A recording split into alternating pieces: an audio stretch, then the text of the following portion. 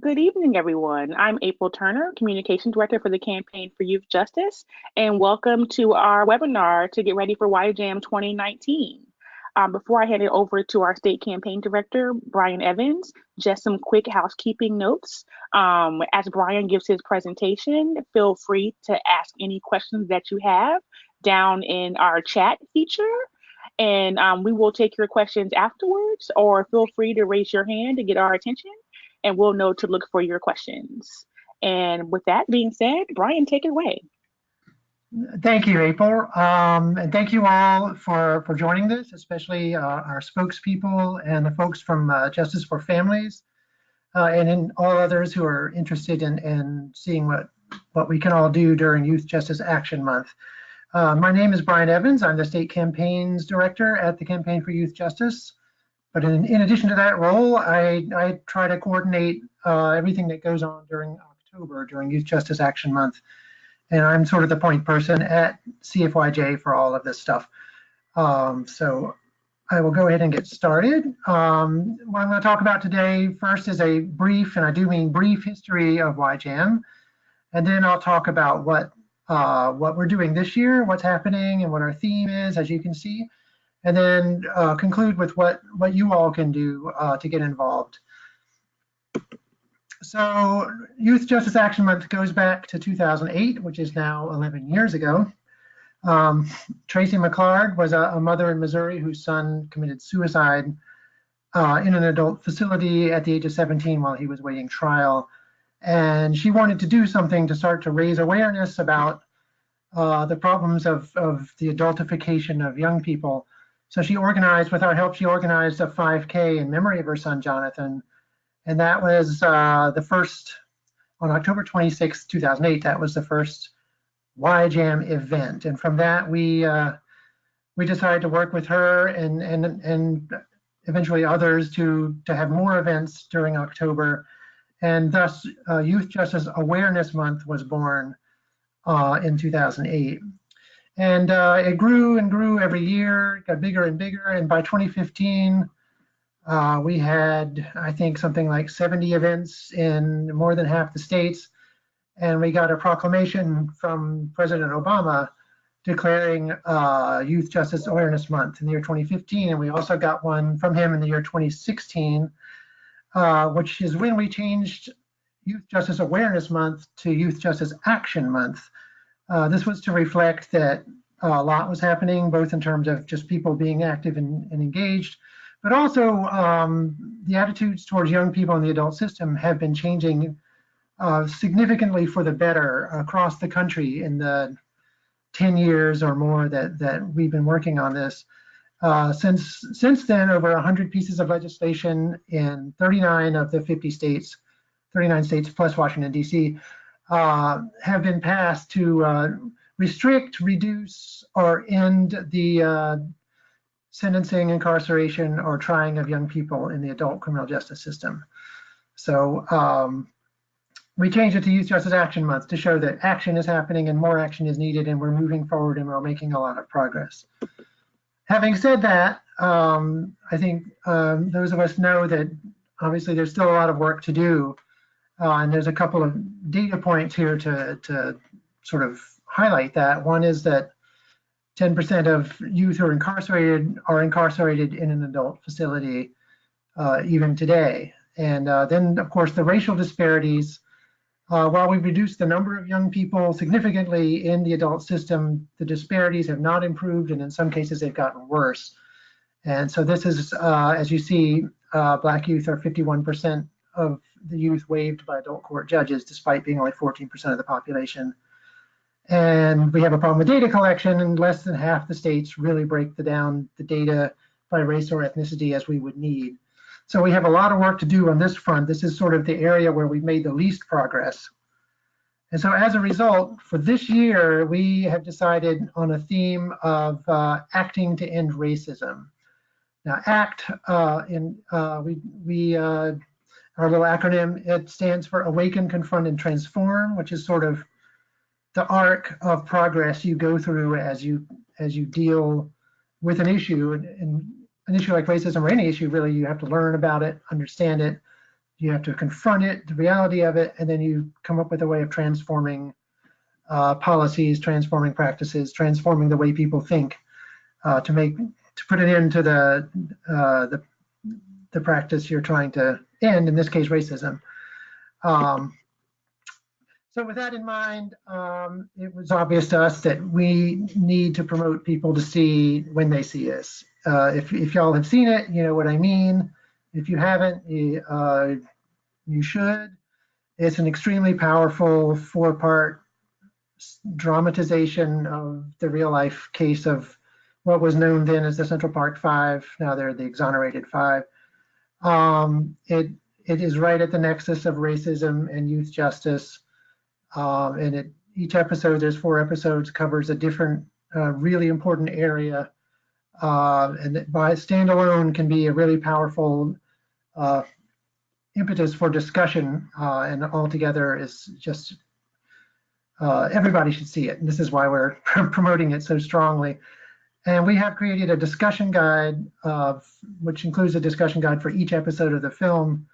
It's on our resources page, and just so you all know, going forward, we're going to make a copy of this presentation available, so you can just click on those links and go directly.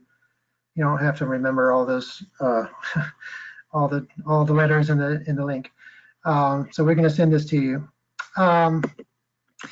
In YJAM, in addition to that film screening as sort of a centerpiece, we will see community groups and student groups and advocacy groups doing all sorts of events. These are just a handful of examples: 5K runs, dramatic readings, poetry readings, art exhibits, community discussions. People will have panels with experts on college campuses. There's a whole range of things that can be organized just to raise the level of discussion about youth justice issues. And so this year, as every year, we try to organize some things ourselves that even if people can't organize events, people can get involved and get engaged and be part of the conversation. So this year we have four different ways that you can get involved. One is a pledge to act to end racism. The second is a card design contest. The third is an action related to the Prison Rape Elimination Act. And the fourth is an action related to the recently reauthorized Juvenile Justice and Delinquency Prevention Act, which requires children under 18 to be removed from adult jails in 3 years. And we want to see lots of action around that. So the pledge is really the easiest action. We want everybody to take it, just to sort of, you just go to the link, fill in your name, and you have pledged to join us in the fight to end racism. We'd like to see as many people as possible commit to that and join us in that. You see the link there. The card design contest is, we're asking for young people to help us design. We send a holiday card to young people who are incarcerated. We have a long list because we correspond with young people a lot who are in prisons or in jails or in some way incarcerated. And we thought we could enlist young people or people who've been impacted by the system to help us design a card that we can send to these, the people we send over the holidays. So there's more information about that at that link. Deadline for submissions October 18th. We hope to get a lot of good submissions there and inspire people's creativity. So the third thing is the Prison Rape Elimination Act action. As many of you may know, the Youthful Inmate Standard that is part of the implementation of PREA requires that children under 18 requires children under 18 to be sight and sound separated from adults when they are incarcerated with adults. We want states to certify that they're moving towards this, that they're doing this, that they're trying to do this. And October 15th is a deadline that has been set for governors of states to indicate their compliance with this. So during the first half of October, we're going to post an action that has the Twitter handles of all the governors. and we're going to ask people to tweet at their governor, urging them with a message, urging them to certify that they are meeting this standard and to do everything they can to meet the standard to protect children from adults. And then on the last Tuesday of October, on October 29th, we are going to organize a day of action on for getting all children out of adult jail. So the JJDPA, which passed at the end of 2018, requires all children to be out of adult jails by the end of 2021, in 3 years from when it was signed. So it's already at the end of 2019 now, so states don't have a lot of time to make this happen, and most states still have a way of sending children to adult jails. So we want everybody to post a photo or a video with a message that their state, their city, their county, wherever they live, needs to take action to get children out of adult jails. And we want to promote this hashtag, No Child in Adult Jail. So on that day, we want tons of people from all over the country calling out their specific jurisdictions and calling on them to get kids out of jail. This is an example. This is me, for what that's worth. That's my state, Maryland, which still, even though there's a law to protect children from going to adult jails, there's some loopholes in that law that a few judges are really taking advantage of, and they're still sending a lot of kids to adult jails in Maryland. A lot of states are like that, and so it doesn't have to be like this. People can make videos. There's all sorts of creative ways you can convey a message through photos or through video, and we want to encourage as much creativity as possible. So that's the last action that we're trying to organize around YJAM, and we hope everybody can participate in that on Tuesday, October 29th. So in addition to those specific actions, over the month, we'll be producing a lot of content and looking for folks like you to help us with producing and sharing that content. Each Monday, we'll send out a newsletter sort of explaining what's going to happen that week and highlighting these actions we're talking about, highlighting the events that are happening around the country, so everybody can keep track of what's going on everywhere. We'll be sharing out polls to help people sort of communicate and discuss, to sort of spark discussion. We'll have a lot of blogs, guest blogs, and we would love it if some of you all would be interested in writing guest blogs for us. We'll have some podcasts we'll put up. We're going to have, I think every Wednesday, our plan is to have a discussion about legislative wins that we've had since 2008, which, as I mentioned, there have been a lot. So in keeping with our theme, we're sort of breaking down the weeks in the order Awaken, Confront, Transform. And during the Transform week, we want to really be talking about things that have worked, ways that we've addressed these issues, or ways that racism has been addressed successfully. We really want to share out just the work that's being done around the country on youth justice and what's working, and sort of inspire people that we can tackle youth justice issues, and we can tackle racism, and we can make real progress even in our current political climate, which we all know is kind of difficult. So what can you do? Obviously, some of this I've mentioned already, that signing the pledge is a very easy thing to do. Find people who are interested in the card design contest, join us in the PRIA action, join us on October 29th in the Day of Action. We have a social media toolkit online, which is really handy with hashtags and gives you a sense of the bigger things we're going to be pushing out. So you can keep visiting that particular link, and you'll see what we're doing. And you can join in and help amplify the discussion or join the discussion.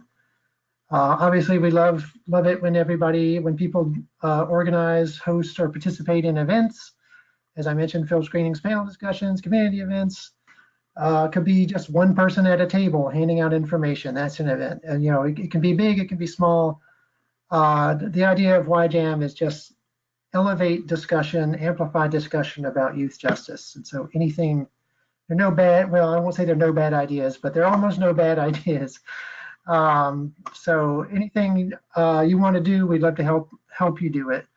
And as I said, particularly from, we want blogs from impacted people to talk about their work, their experiences, because I think it's important for as many people as possible to understand that. So I'd love to hear from any of you all about that as well.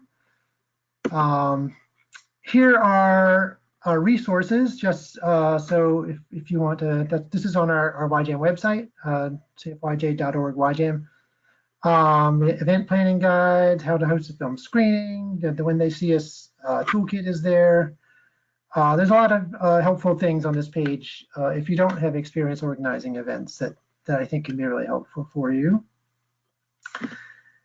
And we also have swag. Some of you may know who've done YJAM events in the past. We give away things that you can give away to the participants in your event to make everything just pop a little more.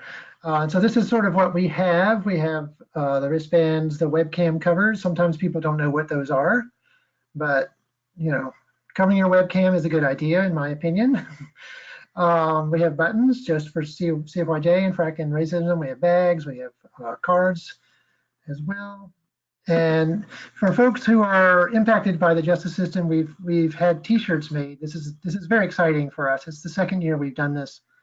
There's a group of young people in Richmond, Virginia, who design and make these T-shirts.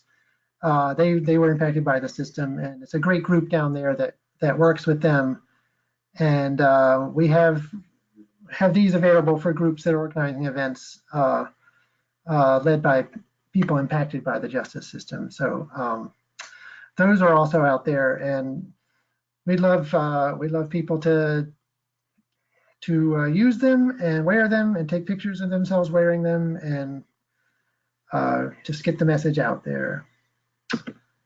So the first thing that you can do is go just to our YJAM page here, to CFYJ/YJAM.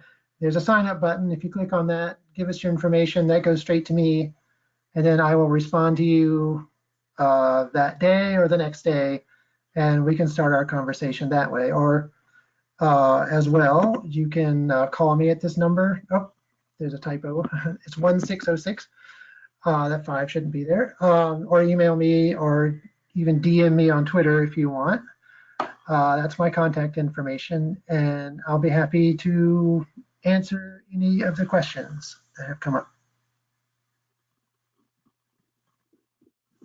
Thank you, Brian. And again, for everyone on the call, feel free to either raise your hand in the chat or just try to ask a question at the bottom. We'll be free to answer. We'll be happy to answer any questions. And while we're waiting on that, I do have a few, Brian. Sure. Just as far as, since it's mid-September and October 1st is YJAM, is it too late to plan a YJAM event? Oh, no, not at all. No, I mean, it's too late to plan a big, huge, 5K run or something like that. That takes months of planning. Mm-hmm. But as I said, if you're on a college campus, you can find a professor who can give a talk, or you can just set up a booth at an event and share information. There are ways to organize events really quickly that don't take a whole lot of time. And you still have time to, if you're going to organize something in October, to organize even a film screening if it's later in the month. So, and as I said, we just want the conversation to be elevated and amplified during October. So just call me or write me and we can talk about it. And there are ways to do all sorts of things. Thank you, Brian. And then another question, if I didn't want to plan an event and I just wanted to attend one in my local area, how would I find out about it? Sure, we actually have, first of all, you can ask me, and I'd love to hear from anybody. So, but also we have a list of events that are sort of finalized, where all the details are in. on our website. So you'll be able to, I'm not sure if that's gone live yet, but come October, that will be on the website as well. But you can ask me and I can let you know for sure. Thank you. Just a reminder, if anyone has any questions, feel free to ask them now. But I did have one more, Brian. It was about just some of the screenings, in particular, the When They See Us screening. Yeah. Is there a permission or protocol for someone to want to do one of those screenings?